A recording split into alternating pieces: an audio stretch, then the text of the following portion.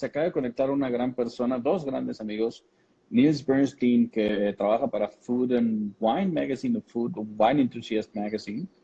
Se acaba de conectar. También el Sultán del Ribeye, que es un gran amigo, uno de los pocos mexicanos que tiene un máster en Meat Science. Entonces, dude knows his meat.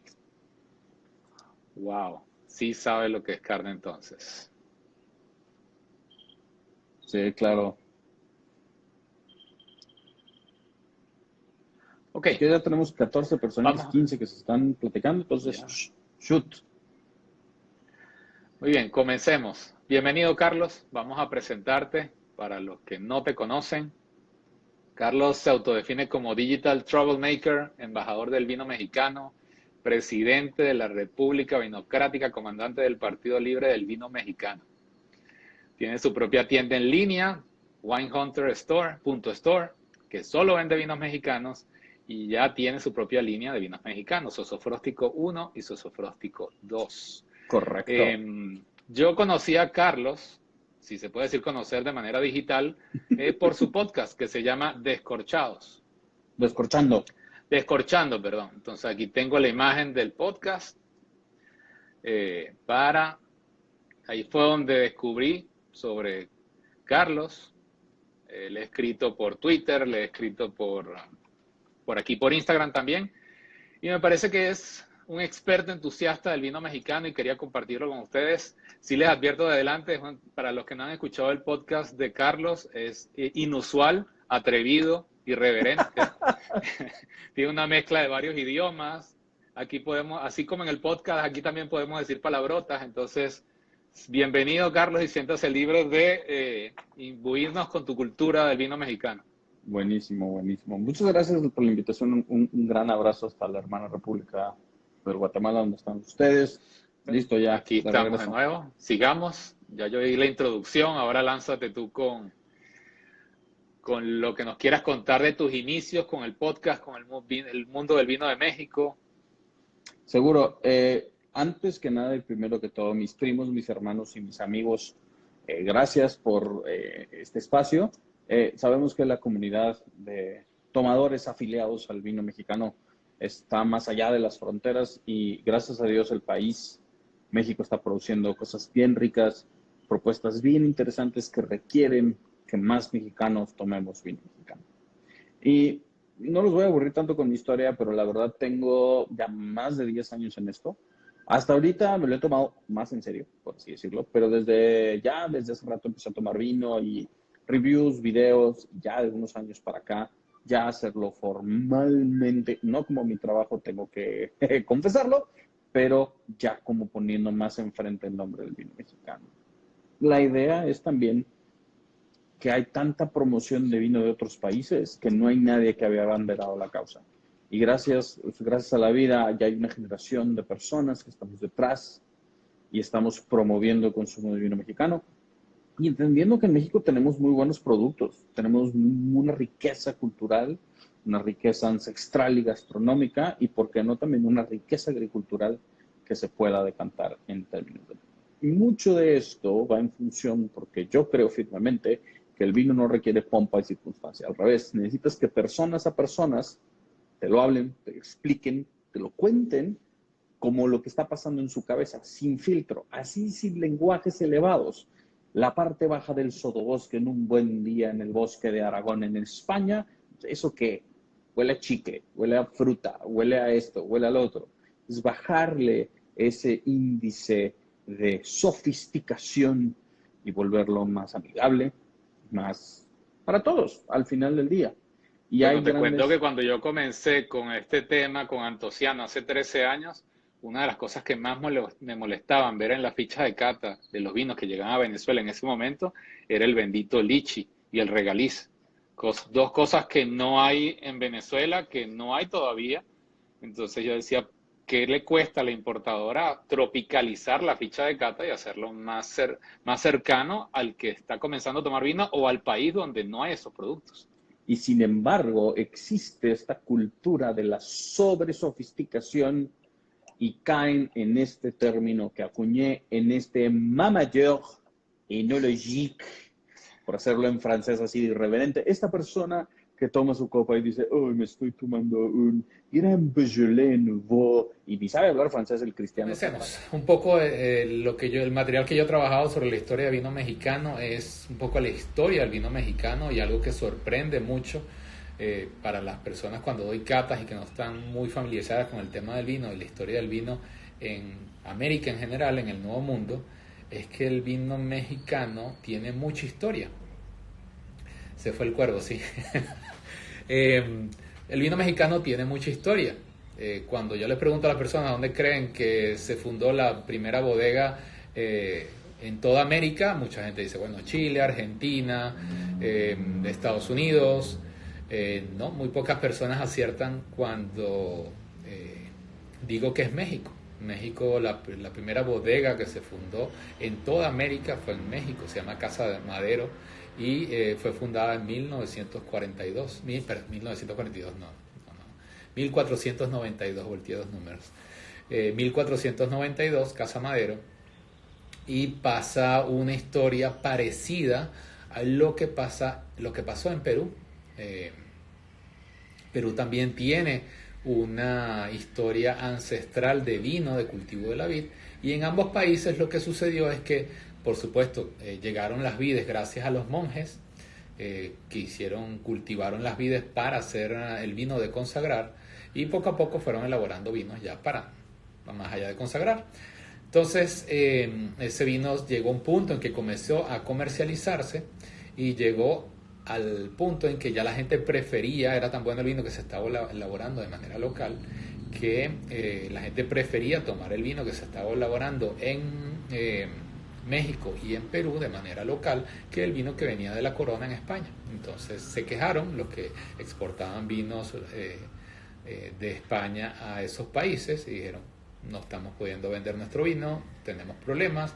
Entonces comenzaron a presionar a la corona. Y la corona tomó medidas. Una de las primeras cédulas reales que se establecieron era que no se podía cultivar más. O sea, se podía mantener lo que ya estaba, pero no se podrían agregar nuevos viñedos. Entonces, eso fue la primera decisión. Otra decisión, cuando vieron que ya no funcionaba, era paralizar la producción. Tampoco funcionó. Entonces llegó un punto en que establecieron que una cédula real de que se debía arrancar las vides. Eso pasó a grandes rasgos en esos países. Entonces se paraliza la historia en la producción de vino mexicano y de vino de Perú en tiempos diferentes, pero pocos años de diferencia, y no se sabe más nada de eso hasta que se retoma la cultura del vino. Entonces, en el caso de México específico, hablando de ya de años, hasta 1524 se ordenan plantar las vides para consumo de el vino de consagrar de los sacerdotes. Pero ya 50 años más tarde, entonces ya se produce el primer vino de América desde el punto de vista comercial, un vino que se podía vender, que se podía comercializar. Ya luego, 20 años más tarde, en 1595, Felipe II es el encargado de prohibir la siembra de nuevos viñedos. Como les dije, eso no funcionó, pero fue hasta que llegó el punto en que se tuvieron que arrancar las vides, o para algunas personas que elaboraban vinos o cultivaban las vides, esto no funcionó y decidieron cultivar otras cosas. Vamos a ver si se nos incorporó Carlos. No, todavía no. Entonces, pasaron todos estos años y no es hasta 1922 que en México se reanuda la producción. Obviamente, al reanudarse esa producción, todas eran plantas que tuvieron que haber sembrado de nuevo, y obviamente al inicio no eran vinos de calidad, y poco a poco, hasta hoy en día, se han establecido muy buenos niveles de calidad en el vino mexicano. Las principales uvas blancas que se cultivan en México es una mezcla interesante como país productor de uvas francesas y de uvas italianas, sobre todo, principalmente gracias al clima. En las principales uvas blancas tenemos a la Chardonnay, tenemos la Chenin Blanc, la Colombard, la Sauvignon Blanc y la Semillon. En las principales tintas es donde se resaltan más las italianas. Tenemos la Barbera, que es italiana, Cabernet Franc, que es francesa. Tenemos la Cabernet Sauvignon, francesa. Tenemos Garnacha, Merlot, la Nebbiolo, que es italiana, la Tempranillo española y la Zinfandel. Entonces tenemos esa amalgama de culturas o de orígenes en las uvas que hacen que tengamos vinos muy diferentes y muy especiales. Para hablar un poco de cifras del vino mexicano, tenemos que el consumo per cápita es bastante bajo, menos de un litro, 0.95 litros per cápita, y el 70% del vino que se consume en México es importado. Entonces, a pesar de que hay una buena producción y de hecho hay ¿cómo se llama? Festivales de vinos, hay un festival de vino que se llama 100 vinos mexicanos, que se hace creo que todos los años o cada 2 años. Hay muy buena producción, la producción está creciendo y a pesar de eso tal vez no se dan abasto todavía con la producción y el 70% de lo que se consume en ese país es importado. Hay 7.000 hectáreas cultivadas, eso es algo muy poco. Hay regiones solamente de Italia o de España que son las más pequeñas y tienen muchas más hectáreas cultivadas que eso. Dona nos dice que se hace todos los años el Festival de Vino Mexicano. Gracias, Dona, por tu aporte. En la producción son 198.000 hectolitros. Recordemos que un hectolitro son 100 litros. Entonces le agregan 2 ceros más a esos 198.000 litros. Localmente se producen más de 1.300 vinos diferentes y eso va creciendo constantemente porque hay bodegas que son grandes como Casa Madero, El Acheto, pero hay bodegas muy boutique que prácticamente toda la producción se consume de manera nacional, inclusive local, ni siquiera salen de la región. Entonces esto hace que haya muchas etiquetas totalmente desconocidas en el resto del mundo. Hay más de 270 bodegas o vitivinícolas en 12 regiones. 12 son las regiones donde se elabora vino de México. Estamos hablando de Sonora, Chihuahua, Nuevo León, Aguascalientes, Guanajuato, Querétaro, Puebla, Jalisco, Zacatecas, Durango y Baja California. Baja California lo estoy mencionando de último, pero sin duda es la región más importante de todo México porque tiene el 80% de la producción de todo el país. Entonces la mayoría del vino mexicano que puedan tomar o que puedan probar seguramente va a ser de Baja California. Y seguramente va a ser del Valle de Guadalupe, aunque no es el único valle que está en México. Esta es parte de una de las Valle de Guadalupe es uno de los valles más importantes de México, de Baja California y de México. Aleya Montes nos dice, tengo entendido que la viña más antigua de América está en México. Correcto, lo mencioné más temprano, al inicio de este cuarto intento de transmisión, que es Casa Madero. Fue fundada en 1492 y es la vitivinícola más antigua de toda América. Quería mencionarles un poco, o les voy a compartir o les voy a mostrar esta imagen que tengo de los diferentes valles.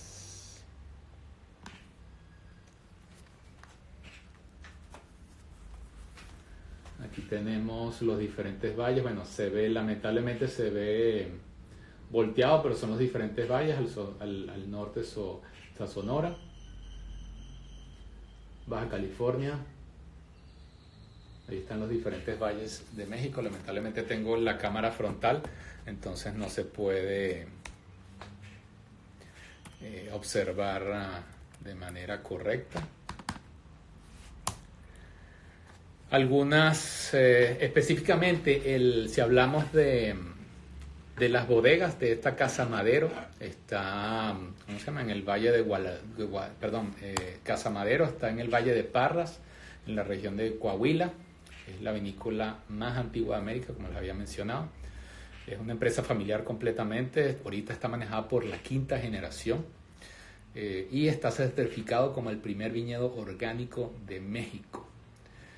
Tiene más de 600 premios a nivel internacional, y una de las cosas, uno de los vinos más conocidos de ellos es el 3B. Ellos tienen una línea que se llama B, que sería un vino blanco. el 2B, que es un vino rosado, y el 3B, que es un vino tinto. El 3B es un vino que tiene una historia interesante porque nació como un vino que se utilizó en una línea aérea, en la clase ejecutiva, creo que de Aeroméxico. Este vino se preparó exclusivamente para ellos y dio tan buenos resultados o gustó tanto que se estableció para sacarlo como un producto comercial. Fue creado por una sommelier mexicana, ahorita no recuerdo el nombre, si alguien lo recuerda nos lo puede escribir abajo como un comentario. Y se convirtió en producto comercial y es uno de los vinos tintos mexicanos más vendidos en el mundo. Otra bodega importante de México se llama L.A. Cheto. Yo diría que es uno de los primeros vinos que yo probé antes de que llegaran los vinos mexicanos a Guatemala. Le pedí a alguien que me trajera un vino de México y me trajo un L.A. Cheto. Esta bodega sí está en el Valle de Guadalupe, en Baja California. Fue fundada en 1928 por un inmigrante italiano que se llama Angelo Cheto. Obviamente van a escuchar, dentro de las bodegas mexicanas van a escuchar muchos antecedentes de familias italianas que llegaron a México y establecieron sus viñedos porque era una de las experticias que traían de sus familias, de sus antepasados. Exportan a más de 27 países y tienen más de 500 premios a nivel internacional. Bontaz nos pregunta dónde hay vinos de México en Guate y quién los vende. Existe una importadora, como yo mencioné en uno de los intentos previos. Yo tengo ya casi 9 años en Guatemala y no había vinos mexicanos en Guatemala y me parecía extraño que siendo un país vecino no estuvieran los vinos de ese país. Hasta el año pasado o el antepasado llegó una importadora que se llama Divino Vino, ya que ella acaba de comentar la respuesta sobre la sommelier Sandra Fernández. Sandra Fernández fue la sommelier que diseñó 3B, que es el vino que, como les dije, fue presentado en la clase ejecutiva de Aeroméxico y luego se convirtió en un producto comercial muy exitoso. Todavía es un producto comercial muy exitoso. Entonces, Jonás nos preguntaba dónde hay vinos de México en Guatemala. Está Divino Vino, ellos tienen una tienda en Pradera Concepción, al lado de los cines. Obviamente, como estamos en tiempos de distanciamiento social y cuarentena, no está abierta la tienda, pero sí están aceptando compras y hacen reparto a domicilio en la ciudad de Guatemala. Ahí les pido por favor a la gente de Divino Vino escriban el número de teléfono al WhatsApp, al cual pueden hacer sus pedidos para que puedan ellos creo que tienen en total 9 bodegas diferentes. Yo voy a hablar varias de las bodegas que ellos tienen porque son las más importantes y porque coincidencialmente también Food Journal GT nos habla de Santo Tomás. Ciertamente es una de las bodegas que voy a hablar ahorita. Primero hablé de Casa Madero, luego hablé de L.A. Cheto. Déjenme buscarles rápidamente el número de teléfono. El número de teléfono de WhatsApp de Divino Vino es 55689523. No puedo escribir en el teléfono, pero si alguien nos colabora escribiéndolo, entonces podemos tenerlo a la mano para que todos los puedan llamar y hacer su pedido de vino mexicano. De nuevo, 55689523 es el número de teléfono. Nos pregunta Valerie si no hay ley seca. Tenemos desde las 8 o 9 de la mañana hasta las 4 de la tarde. Tenemos libre comercio y libre tránsito. Ahí acaba Divino de escribir el número 55689523. Déjenme hablarles entonces de otra bodega que está presente en Guatemala también y que es conocida en México. Corona del Valle es otra bodega. Está ubicada en el Valle de Guadalupe también, en Baja California. Tienen 12 variedades de uvas cultivadas y tiene reconocimientos en México, Estados Unidos y Europa. Varias de estas bodegas son un proyecto no turístico completo, o sea, tienen los viñedos, tienen la bodega donde elaboran los vinos, tienen restaurante y tienen hotel. Eso hace muy atractivo que a la hora de ir a visitar uno de estos viñedos uno se pueda quedar a dormir, a visitar y quedarse en uno de esos hoteles. Ahí dice Donna, yes, Corona buenísimos, excelente, cuéntanos, escríbenos allí por favor cuáles has probado, porque hay varios aquí en Guatemala, cuál de ellos has probado y cuáles te han gustado. Roberto, estamos sincronizados porque me pregunta por El Cielo, y El Cielo es la próxima bodega que iba a hablar. El Cielo hace unos vinos top premium buenísimos, y todos tienen, y como su nombre de la bodega es El Cielo, todos tienen nombres de constelaciones, como por ejemplo Copérnico. Esta bodega, que se llama El Cielo, está ubicada en el Valle de Guadalupe, en Baja California. Tiene 12 variedades de uvas cultivadas. Están enfocados en la elaboración de vinos de alta calidad, las mejores barricas, excelente calidad de uvas, excelente calidad de barricas y estilos de elaboración, un poco tal vez yendo hacia lo francés. Les gusta hacer blends, no usan varietales. Ahí Elisa María probó uno de ellos que se llama Halley, entonces como el cometa. Entonces Elisa puede confirmar que son vinos que tienen un nivel de calidad bastante alto y utilizan, como les mencionaba, blend. Les gusta trabajar al estilo europeo, no usando varietales, sino haciendo mezclas de diferentes uvas. Y utilizan barricas de robles de diferentes orígenes. Cuando se habla de diferentes orígenes, estamos hablando que pueden utilizar mezclas de barrica de roble francés o de roble americano, puede ser ruso, puede ser eslovaco. Entonces les gusta experimentar con diferentes tipos de bodegas. Esta es también una bodega que tiene un restaurante y un hotel boutique, donde uno se puede quedar y disfrutar de la buena comida del restaurante, de los vinos y del paisaje de las bodegas y de la zona del Valle de Guadalupe. Donna nos confirma que probó la mezcla de Cabernet y Nebbiolo de Corona y el Rosado, y nos lo recomienda, excelente. Alguien también había mencionado Food Journal, creo que comentó a Santo Tomás. Esta bodega está en el Valle de Santo Tomás, que tiene su propio nombre, en Baja California. Fue fundada en 1888 por dos personas que son Francisco Andonegui y Miguel Ormat. Es la vinícola más antigua de Baja California, tiene más de 130 años de historia en la producción de vinos de manera ininterrumpida. Cuando fue esta bodega fundada en 1888, al inicio era una bodega que se encargaba de muchos volúmenes de producción. Pero ya desde el año 1988, 100 años después, dedicaron a cambiar la filosofía de elaboración de los vinos y enfocarse ya a calidad.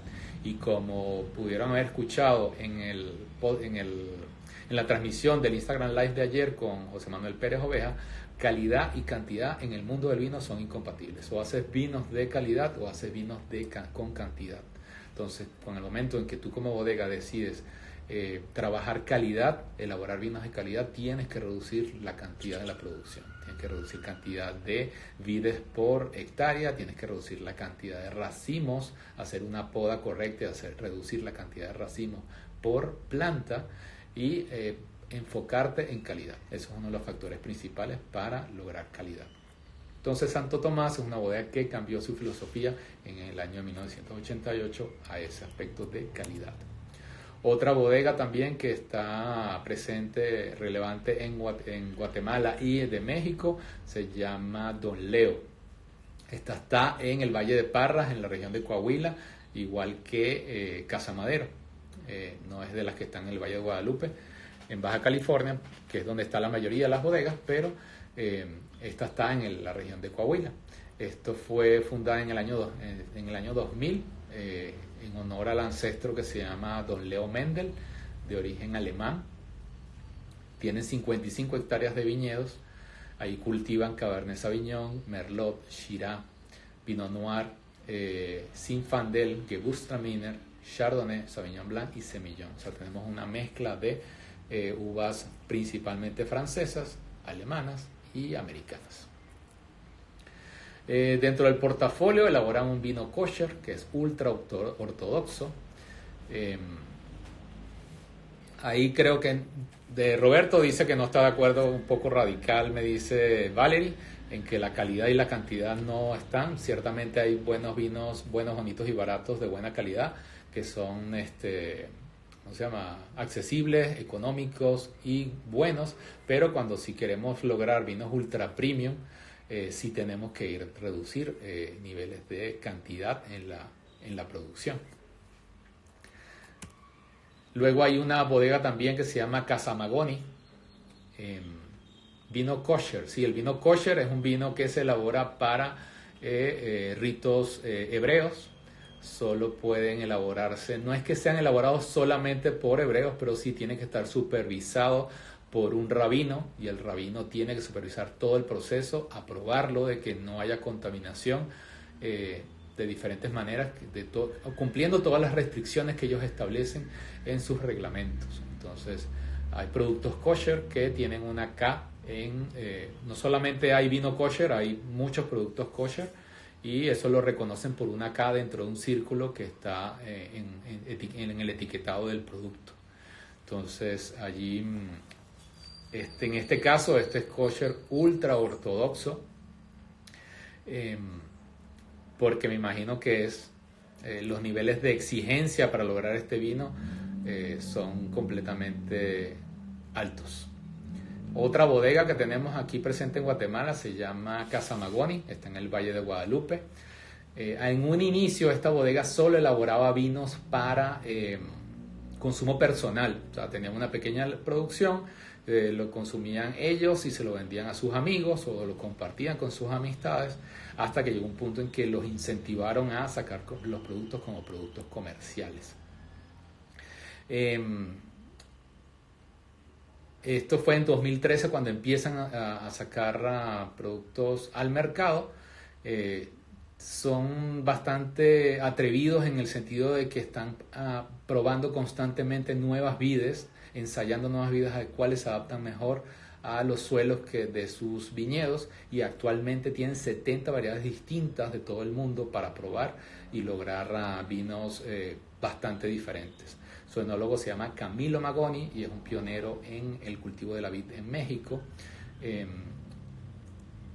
Y es reconocido porque tiene una experiencia de más de 50 años en el cultivo del vino en México. Nancy nos pregunta cuántas referencias de vinos mexicanos habrán en Guatemala. Te digo que hay como unas 9 bodegas solamente de esta importadora que se llama Divino Vino. Pero ahí entiendo que hay otro importador que trae un vino que se llama Cuatro Soles, y de estas 9 bodegas mínimo deben tener unos 3-4 vinos diferentes. Entonces estamos hablando de que hay una buena variedad, hay blancos, rosados, espumosos, tintos por supuesto, por montón. Y de Casa Magoni, aquí les voy a hacer un poquito de ojitos y coquitos. Aquí tengo Casa Magoni Manás. Esto es un vino que me encanta porque es una mezcla de Viognier y Fiano. Son 2 uvas que yo sepa, Fiano sobre todo es una uva poco conocida, y poco utilizada, y esto además es un blend muy inusual porque utiliza 2 uvas que no se suelen, mezclar. Ahí Divino Vino contestó a Nancy, cuentan con más de 50 etiquetas, o sea, tienes para escoger. Entonces ahí le escriben, los llaman para ver qué opciones tienen diferentes opciones de precio también. Valerie pregunta cuál es la zona para los vinos ultra premium de México. No hablé de zonas, hablé de una bodega que se llama El Cielo, que se dedican exclusivamente a vinos ultra premium. Ellos están en Baja California, en el Valle de Guadalupe. Entonces, ciertamente no es que solamente se elaboran vinos ultra premium en el Valle de Guadalupe. Seguramente hay bodegas que elaboran vinos ultra premium en otras zonas, como por ejemplo Coahuila, o en el Valle de Parras, o en el Valle de Santo Tomás, pero muchas bodegas, como sabes, Valerie, tienen sus vinos entry level, mid level, top, ultra premium, que ayuda un poco a ofrecer un portafolio amplio de productos, pero en el caso del Cielo, ellos solo se dedican exclusivamente a hacer vinos ultra premium. Entonces, y cada uno mejor que el otro. Yo tengo guardadito ahí un Copernicus, que pasen unos añitos más para que esté en mejores condiciones para probarlo. Como les mencionaba, este Casa Magoni es, déjenme mostrarles una fotito que tengo aquí para que lo vean mejor. A mí me encanta ese vino porque es súper fresco, es una mezcla aromática fresca, pero que tiene la estructura que te permite también te permite tomarlo solo y combinarlo con comidas, con ensaladas, con aves. Entonces ahí tenemos un vino que para mí es muy versátil para disfrutar. O sea, puedes tener varias botellas y las puedes disfrutar en diferentes ocasiones de consumo. Vale, dice que ganas de probar esos vinos. Bueno, si cuando se acabe esto puedo ir a Panamá y te visito y les llevo vinos que no tengan allá y probamos vinos que no tengamos aquí. Luego tenemos Finca Sala Vivé, otra bodega que está presente, otra bodega mexicana presente en México. Esta es una bodega que elabora espumosos. ¿Y por qué elabora espumosos? Porque tiene el respaldo nada más y nada menos que Freixenet.